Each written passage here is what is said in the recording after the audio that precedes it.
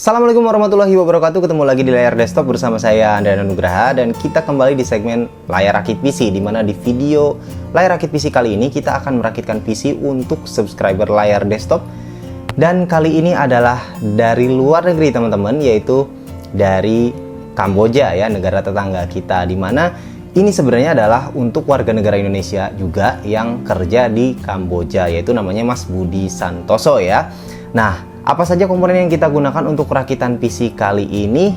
Sebelum kita mulai, bagi teman-teman yang belum subscribe channel layar desktop, bisa diklik dulu tombol subscribe-nya dan juga loncengnya sekaliannya untuk support channel ini ke depannya agar lebih baik dan lebih berkembang lagi. Oke, langsung aja kita bahas apa saja komponen yang kita gunakan di rakitan PC kali ini.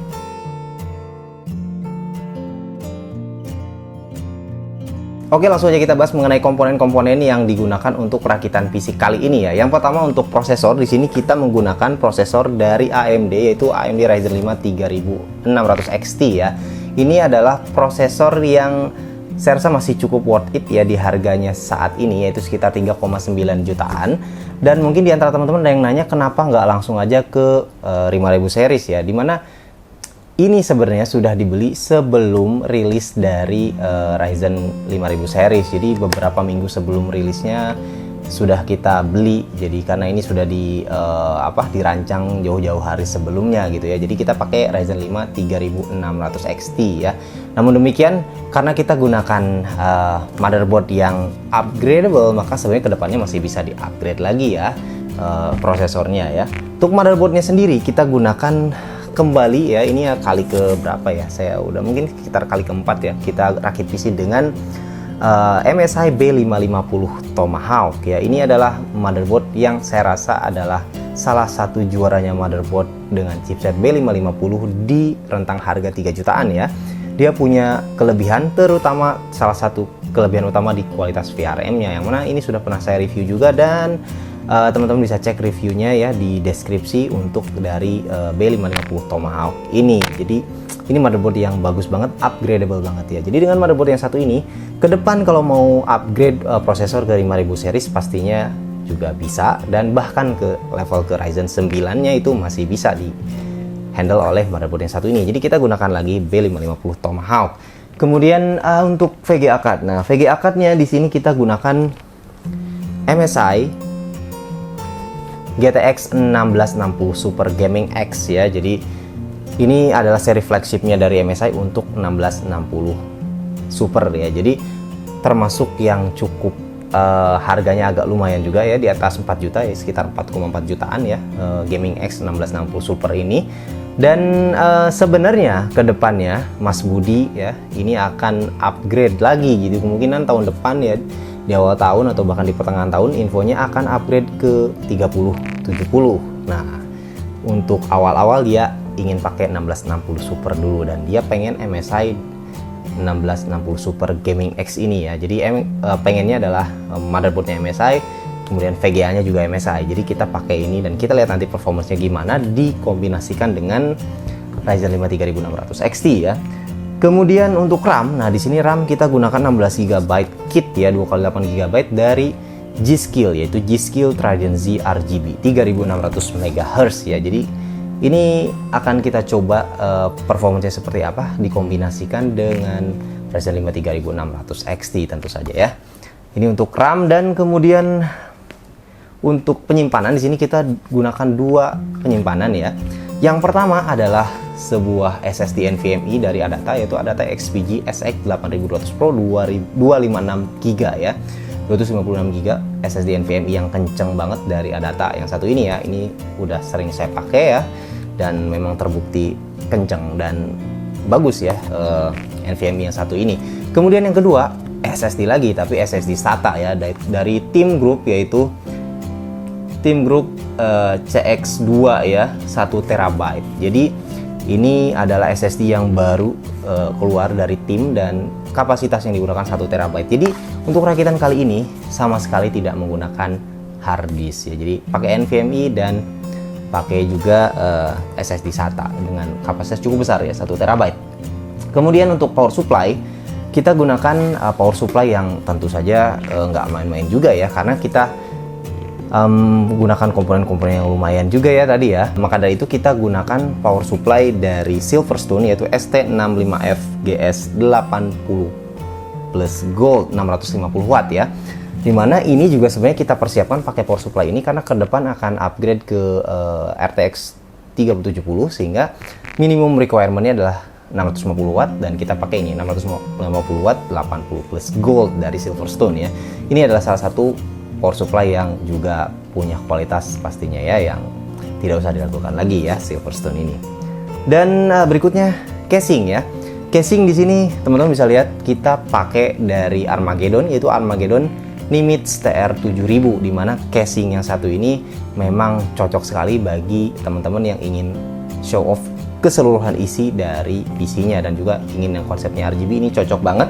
Dan tentu kita tambah beberapa fan ya. Jadi kita ada tambah 6 fan dari Aigo Dark Flash ya. Jadi DR12 Pro 5-in-1 motherboard sync ya, double ring RGB. Ini sebenarnya 5 tapi aslinya tambah 6 ya, jadi di bawah 3 di atas 3. Dan yang terakhir untuk CPU cooler di sini kita gunakan IO water cooler dari Enermax, yaitu Enermax Lix Max 3 ya, ARGB version. Dimana ini adalah 360 ml radiator. Jadi dengan ukuran 360 mili ya IO water coolernya, tentu saja ini udah jaminan bahwa 3600 XT-nya akan bisa dihandle dengan sangat-sangat mudah oleh CPU cooler yang satu ini atau IO water cooler yang satu ini ya.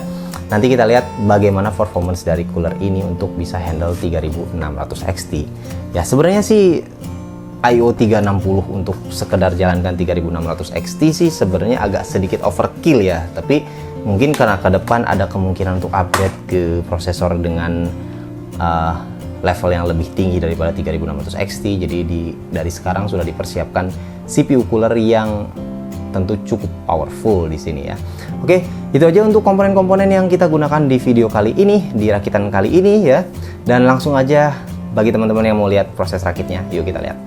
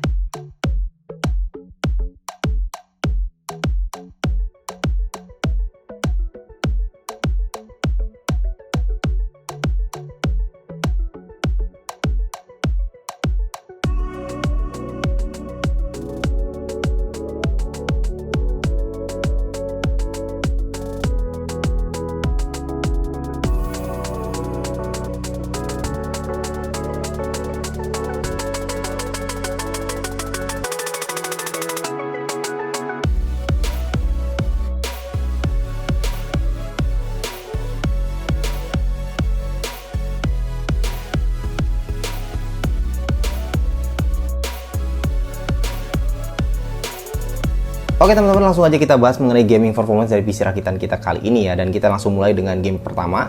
Kita mulai dengan game AAA dulu ya. Kita mulai dengan game Far Cry New Dawn. Di game Far Cry New Dawn dengan resolusi 1080p settingan grafik ultra ya. Di sini mendapatkan rata-rata FPS cukup tinggi, yaitu 88 FPS, nilai yang luar biasa pastinya ya. 88 FPS untuk game Far Cry New Dawn settingan ultra di resolusi 1080p. Temperatur CPU selama menjalankan game ini sangat-sangat rendah sekali ya, hanya berkisaran maksimal di 61 derajat Celcius, sedangkan temperatur GPU-nya lebih bagus lagi ya, yaitu hanya maksimum di 52 derajat Celcius. Jadi ini performance coolingnya baik itu untuk prosesor maupun GPU-nya ini sangat-sangat bagus, sehingga temperatur sangat-sangat aman dan pastinya nyaman banget ya memainkan game AAA semacam ini dengan temperatur yang sangat-sangat rendah ya. Kemudian kita masuk ke game yang kedua, kembali game AAA, yaitu Battlefield 5 ya. Di game Battlefield 5 di resolusi 1080p dengan preset grafik ultra ya pastinya. Rata kanan kita bisa mendapatkan FPS yang tinggi banget di atas 100, yaitu rata-rata di 102 FPS untuk sekelas game Battlefield 5 ya. Ini juga nilai yang luar biasa tentu saja ya, dan nyaman sekali, enak sekali menjalankan game ini. Terutama juga tentu saja kalau kita lihat temperaturnya, yaitu temperatur CPU maksimum hanya 58 derajat Celcius, temperatur GPU maksimum hanya 59 derajat Celcius. Jadi temperatur CPU maupun GPU sangat-sangat rendah ya, di bawah 60 derajat. Jadi kita bisa memainkan game ini berlama-lama dengan tidak usah takut akan overheat atau seperti apa gitu kan. Ini PC kualitas luar biasa untuk coolingnya ya. Kemudian yang berikutnya kita masuk ke game yang ketiga. Kita coba game yang kompetitif, yaitu Apex Legends ya di sini ya. Apex Legends kita coba di resolusi 1080p dengan settingan grafik rata kanan ya.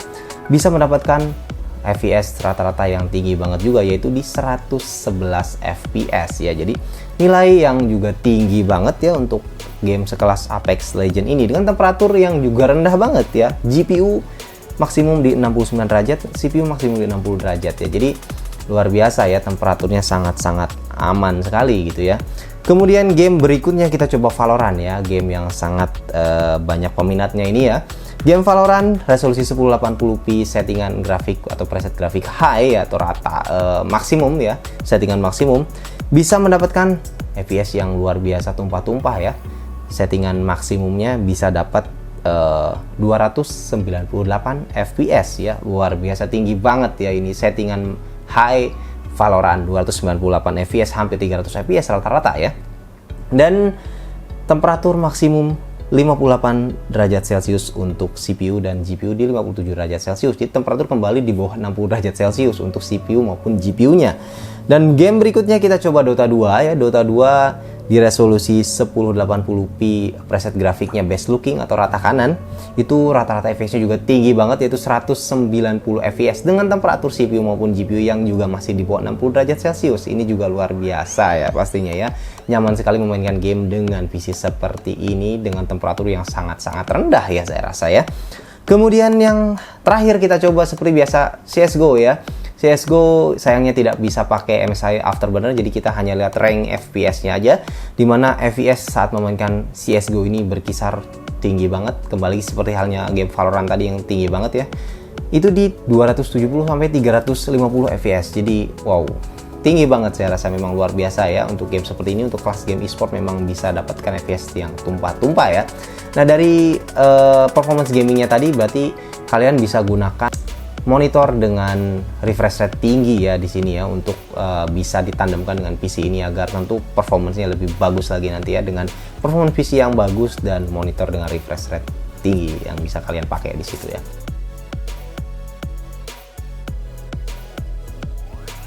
Berikutnya kita coba PC yang satu ini untuk menjalankan aplikasi-aplikasi yang bersifat productivity. Seperti biasa kita coba untuk menjalankan aplikasi editing video, dalam hal ini kita gunakan Adobe Premiere Pro CC 2020 ya.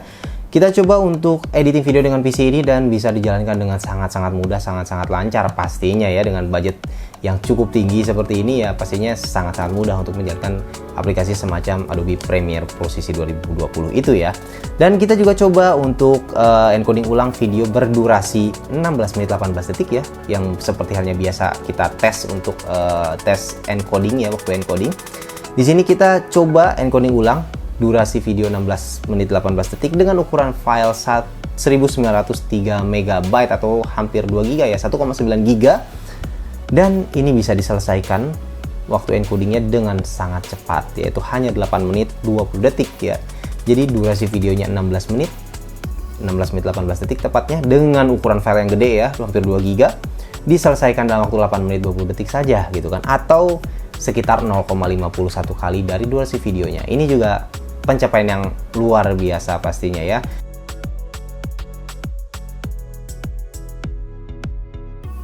Berikutnya kita bahas mengenai konsumsi listrik dari PC rakitan kita kali ini ya. Apakah PC dengan nyala-nyala seperti ini, banyak fan-nya, banyak RGB-nya seperti ini, apakah boros listrik ya? Kita bahas di sini ya.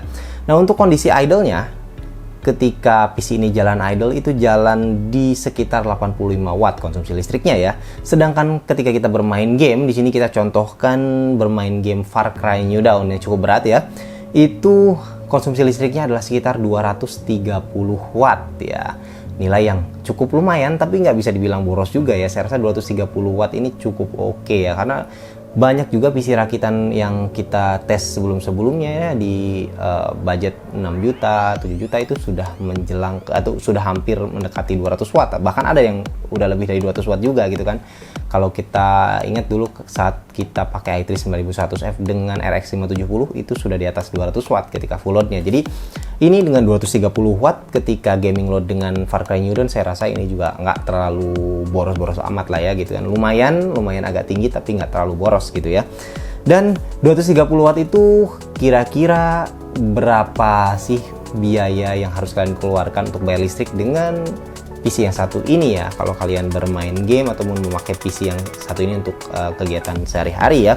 Nah, dengan konsumsi tadi yang sekitar 230 watt ya konsumsi listriknya, di sini seperti biasa kita coba di 3 simulasi, yaitu pemakaian 3 jam sehari, 6 jam sehari, dan 12 jam per hari untuk bermain game ya di sini ya. Untuk pemakaian 3 jam per hari ya, jadi biaya listrik yang harus kalian keluarkan per bulannya adalah sekitar Rp29.905 ya. Jadi hampir Rp30.000 lah ya, Rp20.900 per bulan kalau kalian main game per hari sekitar 3 jam dengan PC yang semacam ini. Nah, kalau misalnya 6 jam per hari itu sekitar Rp59.800. Jadi lumayan ya, agak mendekati Rp60.000 per bulannya kalau 6 jam per hari. Nah, kalau 12 jam per hari ya, setengah harian kalian main game terus, nah ini biaya listriknya adalah Rp119.621. Jadi Rp119.000 atau Rp120.000 lah ya digenapin ya. Kalian harus bayar listrik ya. Gimana menurut teman-teman?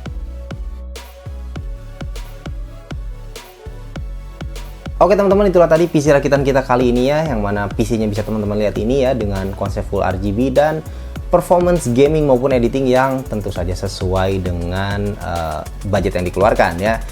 Kualitas yang luar biasa, performance yang bagus, gamingnya tadi kita lihat kalau kita coba summary di game-game AAA semacam Far Cry New Dawn itu sudah menyentuh mendekati 100 fps ya, bisa sekitar 88an fps rata-rata. Sedangkan kalau untuk game yang AAA yang lain semacam Battlefield 5 itu sudah lebih dari 100 fps, bisa sekitar 102 fps rata-rata. Jadi untuk game-game AAA ini tinggi banget ya performance-nya di resolusi 1080p. Dan ini PC ini bahkan sudah sangat mampu sekali untuk memainkan game di resolusi 1440p. Untuk e-sport lebih luar biasa lagi, pastinya tumpah-tumpah ya. Untuk game-game e-sport itu rata-rata luber ya, FPS-nya bisa di atas 200, 300 bahkan gitu kan, menyentuh di 300 tergantung gamenya ya. Jadi ini performance PC untuk gaming luar biasa bagus banget ya. Dan berikutnya nggak cuman itu, jadi PC yang semacam ini juga sangat-sangat mumpuni, sangat-sangat capable untuk bisa digunakan untuk kegiatan productivity. Dalam hal ini tadi kita contohkan untuk editing video, dimana untuk editing video juga performanya juga termasuk garang ya, jadi termasuk yang sangat-sangat perform banget, sangat-sangat mantap banget untuk editing videonya ya gitu kan, dengan durasi encoding yang cepat ya, hampir setengah kali dari durasi videonya, dengan ukuran file besar. Jadi kalau kalian ngedit video dengan banyak efek di situ sehingga ukuran filenya jadi gede dan durasinya kalian panjang, itu kalian bisa andalkan PC seperti ini untuk waktu encoding yang cepat gitu ya, dengan PC yang satu ini. Nah, sekarang kita mulai masuk ke budget ya. Jadi mungkin ada yang nanya budgetnya berapa nih rakit PC seperti ini. Rakit PC seperti ini, kalau kalian nggak konsepnya seperti ini ya, hanya pakai casing yang biasa, kemudian pakai air cooler aja atau malah cooler bawaan gitu kan, ini kalian akan bisa dapat dengan budget yang lebih murah. Tapi karena kali ini kita pakainya banyak aksesorisnya yang kita pakai di sini ya, dan banyak yang tentu saja pernak-pernik RGB-nya ya. Jadi di sini akhirnya budget totalnya adalah sekitar 20,7 juta rupiah, yang mana detailnya nanti akan saya taruh di sini ya. Jadi 20,7 juta rupiah, mungkin ada yang kaget, waduh Ryzen 5 3600 XT sama 1660 Super aja bisa 20 jutaan gitu kan. Gimana ceritanya? Ya karena casingnya aja harganya udah hampir 1,5 juta, belum lagi pakai PCIe riser dan juga vertical GPU bracket juga yang harganya bisa sekitar 300-400 ribuan. Jadi untuk casing aja udah hampir 1,8-1,2 jutaan untuk casing dan PCIe riser dan juga bracket untuk vertical GPU mountingnya ini gitu kan. Kemudian tentu I/O water coolernya juga 360 mili, harganya 1,4-1,5 juta, jadi lumayan ya. Jadi harga ininya juga udah mahal, RAM-nya juga nggak main-main juga dari G.Skill Trident ZRGB ya. Kemudian tentu dan ada fan-fan yang kita beli juga tambahan gitu kan. Jadi ini yang membuat PC ini kemudian menjadi lebih mahal. Nah, kalau kalian pengen performance yang kurang lebih mirip seperti ini ya, tapi budgetnya lebih murah, kalian bisa pakai casing yang biasa, cooler yang biasa, kemudian RAM yang mungkin di bawah ini juga gitu kan. Dan VGA di sini kan pakai Gaming X yang harganya 4,4 jutaan ya, 1660 Super tapi harganya sampai 4,4 jutaan. Kalau kalian mau lebih murah, VGA 1660 Super bisa ada yang harga 3,5 jutaan, misalnya dari Zotac, Inno3D gitu kan. Atau mungkin yang seri Ventusnya dari MSI yang sekitar 3,9 jutaan, itu juga bisa pangkas budget di situ dan kalian tetap dapat performance. Tapi untuk kali ini performance pengen bagus, appearance-nya juga pengen bagus. Jadi kita mau dapat dua-duanya ya, si Mas Budi dari Kamboja ini ya, warga negara Indonesia yang kerja di Kamboja. Nah, PC ini akan kita antar tapi nggak diantar ke Kamboja ya. Jadi antarnya adalah ke Tangerang, jadi ke rumah adiknya Mas Budi. Jadi kita akan titipkan PC-nya ke Tangerang, jadi nanti pas Mas Budi balik ke Indonesia dia akan bawa PC-nya gitu ya. Itu aja teman-teman untuk video kita kali ini ya. Terima kasih teman-teman sudah menonton ya. Dan jangan lupa untuk like, share, dan juga subscribe ya. Sampai jumpa di video berikutnya. Assalamualaikum warahmatullahi wabarakatuh.